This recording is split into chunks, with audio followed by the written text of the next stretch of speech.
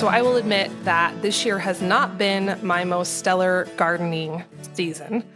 I'm going to blame it on the weather mostly. We've had extremely hot, extremely dry, and oddly windy summer, which we just usually don't have our wind in the summer. And my outdoor garden especially has just been weird. I had a lot of stuff that just didn't germinate. I have a lot of baby plants that got just beat up by the wind and kind of stunted them. And so I am licking my wounds, making it through summer. Things look pretty good right now, but I have to admit that I am planning on a bit of redemption in my fall garden this year. So, contrary to what I thought for many years, you don't start a fall garden in the fall. You start it now, which is midsummer if you're listening to this when the episode comes out. And that can be a little bit disorienting because if you're anything like me or your region is similar to mine, I'm kind of in that honeymoon season of gardening right now. Everything's planted, everything's growing, it looks pretty decent, and the insanity of harvest has not yet started. And so I'm just kind of tootling along, and it's really easy to forget that now is when we need to start planting our seedlings, potentially back in your house on your seed racks, or thinking about cultivating beds or areas in our gardens for those fall crops. So, if you are intrigued a bit by the idea of planting a fall garden this year, maybe you're like me, you need a little bit of redemption from a rough start to this year's main garden. Keep listening. I'm going to give you some ideas on how to know whether or not your region will support a fall garden. Spoiler alert, it probably will. And some ideas for my favorite vegetables to plant and what I'm doing this year. So welcome to the Old Fashioned On Purpose podcast. I'm your host, Jill Winger, and this is the show where we look at what we have left behind as we have raced towards progress and how we can get some of the good pieces back. So I have been dabbling in fall gardens for, I don't know, a number of years now. Like I said in the intro, for the longest time, I was so confused by them because I was like, well, how can I plant a garden in the fall? Because our summer and winter basically just smashed together here in Wyoming, and our fall is like a week. So I'm like, there's no way I'm going to have time for plants to be developed enough before the snow comes. So I had to really dig in and understand how this whole thing works. But in essence, what a fall garden is just growing cold weather crops later on in the year that can withstand some cold. Like, we're not hoping for a perfect extended summer. We're just getting strategic with what we're planting and how they can survive frost and maybe even some snow. So whenever I start talking about this, the first question I always get is, well, can I have a fall garden in my area or in my region? Or how can I do this without a greenhouse? Well, first off, you absolutely don't need a greenhouse to plant a good fall or winter garden, even though I do have a greenhouse. I'm going to talk about some of that today. Know that that is not a requirement. Number two, I don't have the perfect answer or the perfect formula for helping you know whether or not you can plant a fall garden, but odds are you probably can. You just have to do some math. And that's the hardest part. And that's the part I think that kind of tripped me up for a long time is I was kind of looking for that blog post or that book that would give me the perfect thought for me formula on when to plant, how to plant, if I could plant. It's not going to exist for our individual areas, right? So we have to do that thinking. Once you do that thinking, you'll be set. So here's how I think about it. And here's how I figure my planting dates for us here in Wyoming. And this can be applied to anywhere that you live. Know that I live in an extreme climate. I've talked about that many times before. So if I can do this, I know that you can do this in your probably less extreme climate. Even if you have to take a few measures to make this work, it's worth it. So, okay, the first thing you need to know as you are planning out your fall garden is your first frost date, not your last frost date, right? That's the one that comes at the end of spring. But we're looking at the first frost date, which is when, obviously, we're going to have that first cold snap in the fall. So you can find this online. There's lots of calculators and zone charts and maps. Ours is roughly September 15th. Of course, that's an average. There was one year in particular where we got a full-fledged snowstorm with many inches of snow on September 8th. We'll never forget that year. But for the most part, we won't get our first frost till September 15th, which is quite early compared to most places in the United States. Now, that doesn't mean that we go from summer to full on snow on that day, what usually happens is we'll get a killing frost and then it will warm back up to the 70s or 80s or 90s, which is a little bit frustrating because things are dead and you're like, oh my gosh, you could have had another month to grow if we hadn't had that killing frost. But that's what I know if I am planting something that is very sensitive to cold, that it needs to be covered or out of the ground or finished by September 15th, roughly. Then the next thing we're going to look at with the crops that we hope to grow, and I'm going to talk a little bit more in a minute about what crops I picked. I don't do a full-fledged garden in the fall, right? This is a very much abbreviated version. But we have to look at the plants that we want to grow and know their maturity date. So oftentimes this is going to be on the seed packet itself, or if you're ordering from a place like True Leaf Market, like I do, they're going to have that information on the website. If you can't find it, just a quick Google search will give you average maturity timeframes. However, keep in mind that certain varieties are going to be maybe much shorter or much longer. So kind of try to get in the ballpark, but that's going to be really important for you, at least to have a guesstimate of how long it's going to take that plant to mature. And then from there, you basically just count backwards. If you know a plant needs 45 days to mature and your frost date is September 15th, then I'm going to count backwards. Now, the one exception to this, and this is honestly an exception that has really become the rule in my fall garden, is I'm purposely planting vegetables that like cold, that like frost, and maybe even get better after a cold snap.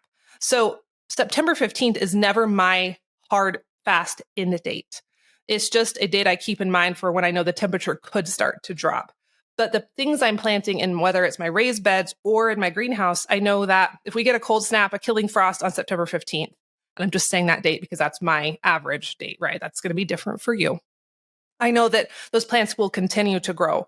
They won't be dead after that frost. They'll keep going, and I can harvest them later in the year. So keep in mind that we're going to be very strategic in what we plant in that garden to make sure that works. So before I get into more of the nitty gritty, let's just talk for a few seconds about why this is worth it. Because potentially some of you are listening to this episode right now and you're going, I feel like I'm barely surviving the summer garden. I am looking forward to that killing frost. I'm not sure I even want to consider a fall garden. If that is you, totally fine. Like, you don't have to do this. And there have been many, many years where I have been so over the garden by August or September. Like, I just wanted to be done and take a break. There's no shame in that. But here are a few reasons why, even with my busy schedule, even with my limited time that I have to spend in the garden, why I find that fall gardening actually kind of reduces my garden stress in a weird way. So first off, the fewer bugs is a huge benefit for me, especially with my brassicas or my cole crop varieties. So, cabbage, moths, cabbage worms are such a pain for the broccolis, the kales, the cauliflower, the cabbage, just the worst, right? So if you are planting those brassicas, which is definitely a big part of my fall garden, you're going to have much fewer, many fewer, how should I say that? Many fewer bugs, especially those caterpillar type cabbage eating bugs, because they will die in that frost. And so when I plant those brassicas in my fall garden, they're beautiful. They don't have holes all over. I don't have to worry about the little green worms. It's a huge benefit. The second reason is that, believe it or not, even though it might not feel like it at this exact moment, the fall garden reduces the level of chaos and crunch that I feel gardening overall. And I think the reason for that is, back in the day before I started fall gardening, I felt like I had to grow everything for the whole year in a very, very short window. Like, our frost-free days are very few. I plant like June 1st usually, and then potentially September 15th is when we have another killing frost. So I don't have a big window. And so feeling like I had to plant everything I needed for an entire year, that was a lot, and it felt very high stakes. Now that I have extended my growing season on either side, I don't feel that same stress. And honestly, there are things that I no longer grow in the summer because I know they're going to do better in my fall and winter garden. I'll get into those varieties in a minute.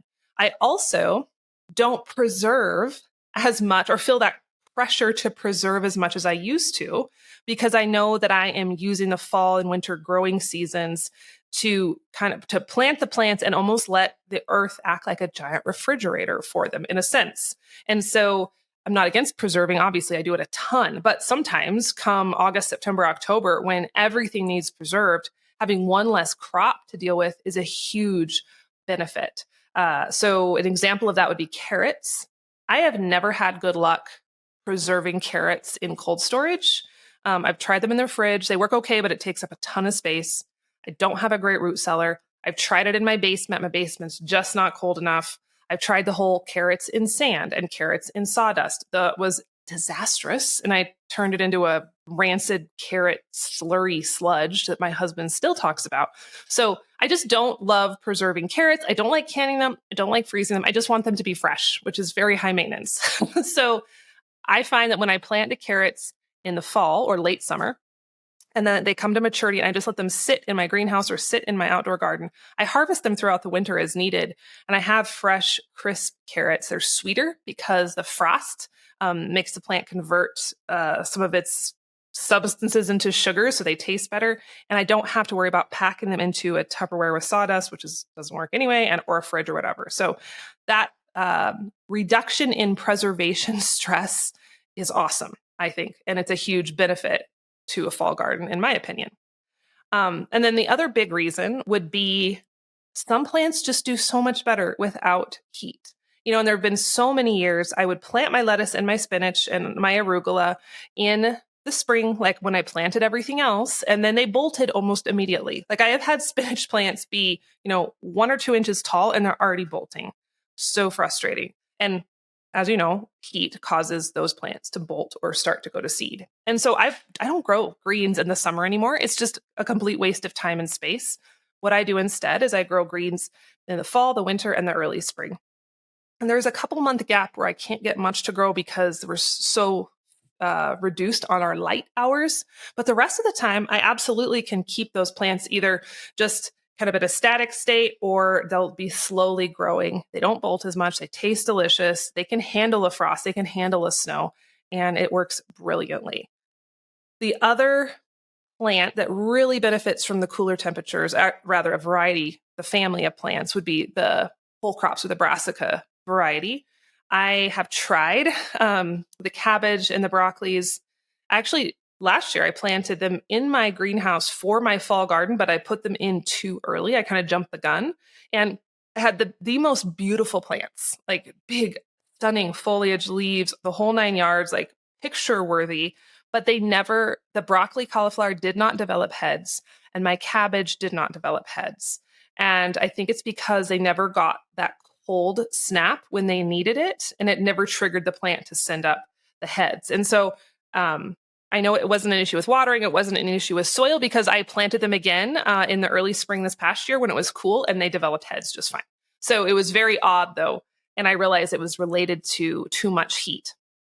And so those 3 reasons, fewer bugs, less chaos and pressure, and then less heat, those are the main reasons I continue to fall garden, even though sometimes gardening feels like it's adding a little bit more chaos into my schedule. It's worth it because I can extend that season. It takes that pressure off of those summer months. And I know I can have fresh food for a longer period of time. So that's the why. And let's get into the how.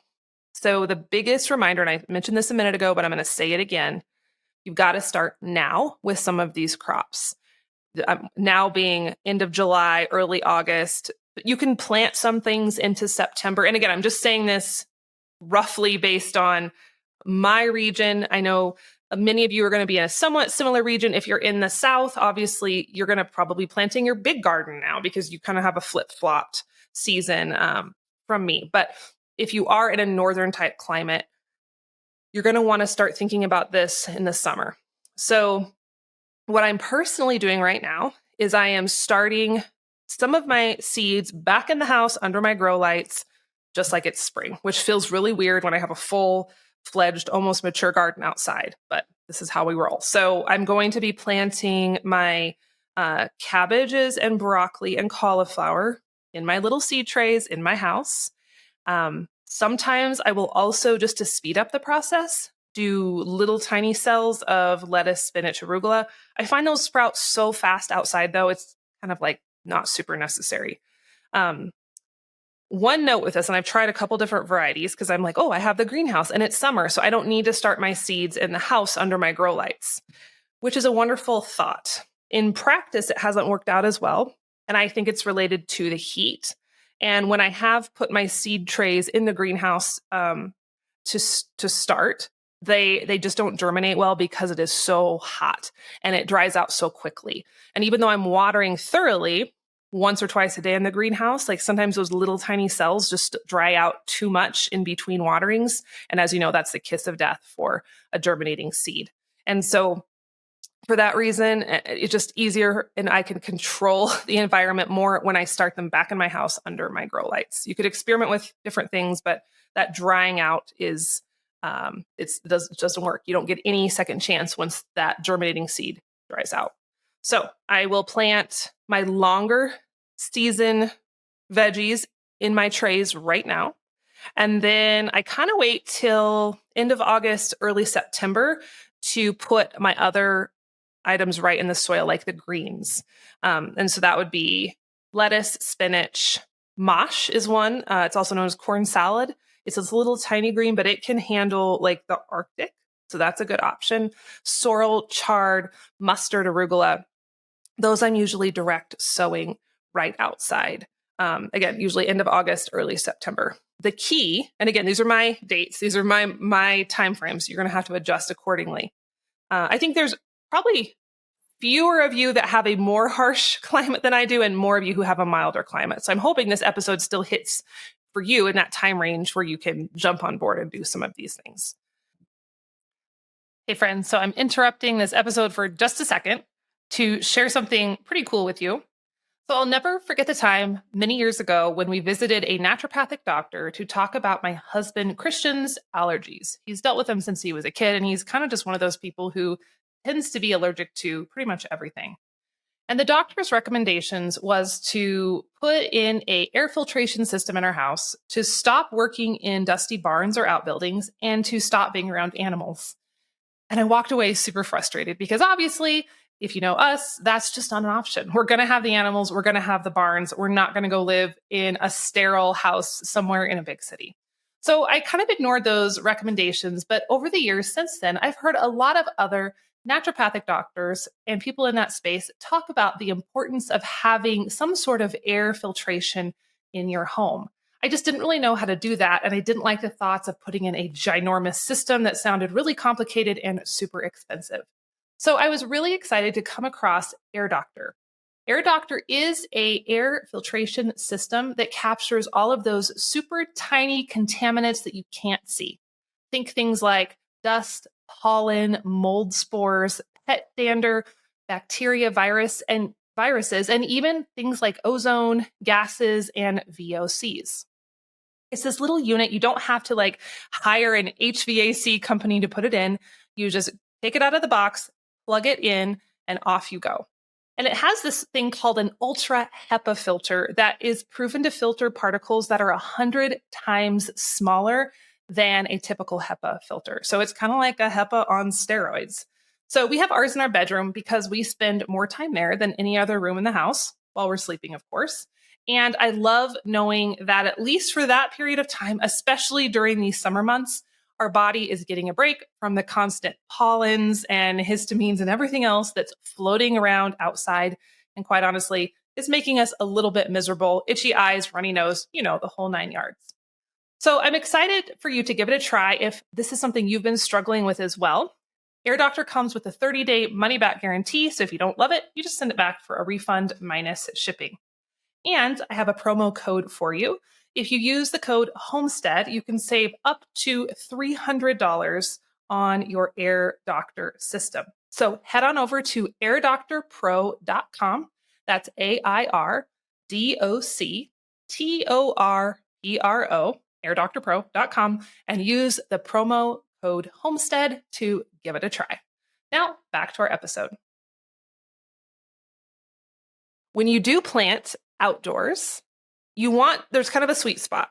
You want to make sure that it's still going to be warm enough and you're going to have enough light to trigger germination. But not so much that we're starting so early that the plants are going to be done before we really get into that winter cooler season. And so for me, again, that's usually August through September. I know that I can get stuff in the ground. It's still going to be warm enough to germinate. So like my carrots, I'm going to be planting those outside in a couple of weeks. And they take a long time to germinate anyway. I know they need the warmth. They need to be moist. So I'm going to have to be really on top of that. And I'll plant those out and let those get enough growth before everything slows down October, November. And then they just sit in the soil for the rest of the year. You could also do other root vegetables, parsnips, beets, turnips, things like that. But those are really my main categories of what I like to plant outdoors: brassicas, greens, and roots. Those are going to be your best bet. Could you plant things like potatoes, tomatoes, green beans? I mean, if you have enough wiggle room on your growing season, potentially. But for me, I just don't have enough. And so I can succession plant things like beans or peas. But I know I need to cut those off usually late summer because they're just not going to have enough time. And they're not going to sustain through the frosts and the potential snow. Even though I have a greenhouse, it's not heated. I don't burn any sort of fuel to heat it. It's just completely passive solar. And so it's beautifully warm on some of those winter days, but it can still get down below freezing, sometimes even below zero, depending on how cold it is outside, depending on what kind of cloud cover we have. So basically my greenhouse is like a giant cold frame, and I consider it its own little growing zone. It's a slightly warmer zone. I'm 5B in my outdoor garden. I think I'm more like a 6B or maybe sometimes a 7 in my greenhouse, but it still gets cold enough in there to kill the sensitive plants because I'm not heating it. I don't have a desire to heat it. If you have a heated greenhouse, then that's a whole different game. Okay, so that's the why. There's some of the how and why I pick the vegetables I pick. Let me just walk you through my plans for this year. Maybe this will inspire you, give you some ideas of how to put this into practice. So the one thing I always plant in the fall, even if I don't have a fall garden of any other type, is garlic. And I have episodes on garlic. I have blog posts on garlic. If you haven't raised your own garlic, grown your own garlic, it's a game changer. It is incredible. And it's so easy. And I put my garlic right outside in my raised bed garden. I want it to get cold. It needs that cold snap. It needs that freezing to grow proficiently the following year. And so I will usually put mine in end of September, early October. It's okay if it's already frosted. That's totally fine. I just want to get it in where the soil is still warm enough for it to start a little bit. And then I plant it, cover it with soil, and then I cover it with mulch, grass clippings, straw, or whatever, and then water it a little bit, but then that's it. It's done. And it just sits there. And without fail, it comes up in the spring, and I harvest it the following June or July. And it is like clockwork. It is such a fun treat to see it come back up. And you're like, oh my gosh, I forgot I planted that. And here you come. So garlic always goes in the fall. Now, with my outdoor raised beds, I plant fewer fall crops out there. For a couple of reasons. Well, first off, I have the greenhouse, so it's easier for me to use that in the winter. But the biggest reason is I have done root vegetables out there. I've done cabbages out there. I've done kale out there. My biggest problem is our snowdrifts. So the carrots have stayed edible throughout the winter, but we will get, and you've probably seen my pictures on Instagram, if you follow me there, we get such extreme snow drifting that it will pack 4, 5, 6 feet of snow on certain areas. You never know what area is going to get it, but we'll pack drifts on certain areas that are rock hard. And sometimes those drifts will stay for weeks or months. And so I've had it happen where my raised bed garden drifts over. And then there's no way I'm going to go out there and dig through 6 feet of snow to get to some carrots in the ground. So if you don't have snow drifts like that, or you live in a more temperate climate that still gets cold, but is not as crazy as mine, I absolutely think you could plant almost anything you want in your outdoor space. I have been amazed at my outdoor cabbages where they have had snow on them, and then I can still harvest them, unwrap a few of the outer leaves, discard those, and the inner cabbage is still fantastic. So one thing I am doing for my raised bed garden this year, and I do this a lot, and I've really leaned into it more recently, is I have been devoting more time and even letting certain beds rest just for the express purpose of putting cover crops there. So I think I talked about this on a previous episode. I've been dealing a little bit with a nitrogen deficiency in some of my soil out there, which is to be expected in a raised bed garden. And I think that's one of the downfalls of a raised bed garden is eventually you have to address those deficiencies, and it's a little bit trickier. So I have low nitrogen. Did I say low nitrogen? If I said high, I meant low. I have low nitrogen and high phosphorus. And I know that because I did the Redmond home soil test. I've talked about that before. They're an incredible option, super affordable and super fast. And that probably comes from the manure I've been adding. I know that my compost pile, because I also tested that, is primarily horse and cow manure. And I know that the nitrogen can leach off when it sits outside. And I think I've been adding that manure material, that organic matter, but it hasn't had the nitrogen I thought it did, but it's that phosphorus has maintained. So now I have this conundrum where if I add more manure, I'm going to continue increasing my phosphorus level, but then I'm not really adding as much nitrogen as I want because my manure pile isn't super rich in that. And that high phosphorus can cause other issues, tying up iron and zinc and things like that. So I'm trying to get that back into balance.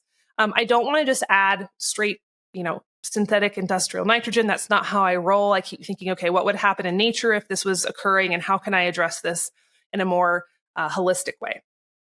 So one thing I'm doing in a lot of my raised beds this year is as soon as I'm pulling plants, I'm planting a nitrogen fixing cover crop in their place. And in the past, it's almost been an afterthought, but these days it's becoming a forethought. It's becoming something that I'm really focused on, even if it means a year or two with slightly reduced yield because I'm not succession planting as much or I'm not being as aggressive with my planting. So for example, in my raised beds where I just pulled the garlic out a few weeks ago, I am going to be planting clover in those beds. And clover is a legume like alfalfa. And what those varieties of plants do is they pull nitrogen from the atmosphere and the microbes work. I wish I was better at explaining this on a scientific level, but the microbes work together to pull that nitrogen from the atmosphere and put it into your soil. So I'm going to let that clover grow for a little while, and then it'll kind of get stunted or frosted once we get really cold. And then in the spring, I'll flip it over and let that organic mass decompose and bring that nitrogen back into the soil. And that's not going to be adding the phosphorus because I don't need that. I already have plenty of it that would be occurring if I was adding manure. So those are my big plans for my outdoor garden: garlic and cover crops on as many beds as possible. So then when I go into my greenhouse, which is going to be more similar to probably more of y'all's climates, it's a little more temperate, that's where I'm getting more creative with my vegetables. So one thing I'm trying that may be a colossal failure, but I'm trying it anyway, is I actually just did it this morning. I planted cucumbers in one of the beds in there, just a couple rows. I could not get my cucumbers to germinate outside. I replanted them 3 times. I think it was too hot. I don't know what was going on. I think something was also eating them as soon as they would come up out of the soil because I could see some of the stems just like sawed off. So frustrating. So I have these cucumbers. It's pushing the envelope a little bit because they do need a little more time, but I'm going to see if I get lucky and we have a warmer fall that maybe I'll have just enough time to get a little bit of a cucumber harvest in the greenhouse. We shall see. I'm also going to be starting my broccoli, cauliflower, cabbage seedlings this week indoors. In a couple weeks, I'm going to be planting carrots out in the greenhouse. Like, I have to be strategic because some of my greenhouse beds are still very full. My pumpkin plant has taken over the entire structure. It's a little bit of a problem. I'm going to have to do something different next year because the pumpkin vines are now covering almost every bed. And my melons are still growing and my tomatoes are still growing. So I'm not going to pull those out. I'm going to let those go to maturity. But there's a few beds that my radishes are ready to be pulled. There's a couple tomato beds that I think those plants look a little puny. I'm probably just going to pull those out and just call it good. And that's where I'll be putting the carrots. And then come September-ish, mid-September, I'll be putting the greens directly in the soil there and then nurturing those. And so that's my plan. Every year I'm learning something new. Every year one crop does really well and one doesn't. And I think that's just the nature of gardening. But I just like the extension. And for some reason, and maybe you might not feel like this, and it's okay. Having that longer growing season with less pressure feels more peaceful to me than having a tiny growing season feeling like I have to get everything grown at once. So that's my plan, and we'll see how it goes. Like I said, I'm always learning. Last year I learned that I can't plant my broccoli too early because then I don't get heads, that I can't plant my cabbage too early. So I'm just getting a little bit better every year. But I do love that dynamic of going out to the greenhouse on a frigid day, putting on all my clothes to walk out there. I get inside, it feels warm, like a warm hug. It feels so good in there, and I can go harvest the spinach. I can harvest the carrots. I'm getting that fresh produce in the dead of winter.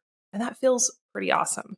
And just one more reminder, you don't need a greenhouse to make it happen. You could do this in your outdoor garden. Many, many people do, right? Many people do this in their outdoor garden. Whether you're just doing it as is, you can build little cold frames. You can use season extenders. You can use hoops with plastic over them. I know a lot of folks do that. I cannot because of our high wind. But if you don't have high wind, you can experiment with those dynamics. You can cut the bottoms off of milk jugs and stick them over certain plants when it's super cold. So there's lots of ways to get creative. But I encourage you, if you are looking for a bit of redemption in your gardening efforts this year, maybe you had a rough season like I did, give us a try. Even if it's just one crop, even if it's just garlic, even if it's just carrots, try something this year to see and start that experimentation process. And I think you'll really enjoy it.